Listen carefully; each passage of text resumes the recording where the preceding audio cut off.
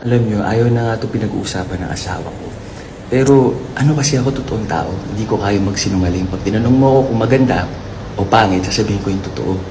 So pag tinatanong niyo lang ako tungkol sa ibang tao, hindi ko karapatang magsalita para sa kanila kung ano yung gender nila, kung ano ba sila, ganito ba sila o ganyan, or totoong tao ba sila, mabait o hindi. Sila lang po, tsaka kayo yung huhusga. Kasi ang mga tao, may mga tao na mabait naman sila, pero dahil masama kayo, eh di ganun, iwas sila sa inyo, masama ang dating nila sa inyo. Pero actually mabait sila, nag-iiwas lang sila sa negativity nyo, sa bad energy.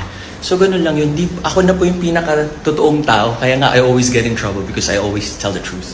And kahit dito sa mga sinasabi ko sa inyo, ito lang yung experience ko, yun lang yung totoo. Wala akong binibentang produkto, wala akong inaano. Natutuwa ako, marami na nanggagaya, parody, madami nakakatawa. Okay, kuha yung mga signature post natin. Pero may mga negative na sobrang below the belt. Sana may konsensya kayo. Tama kayo, mali ako na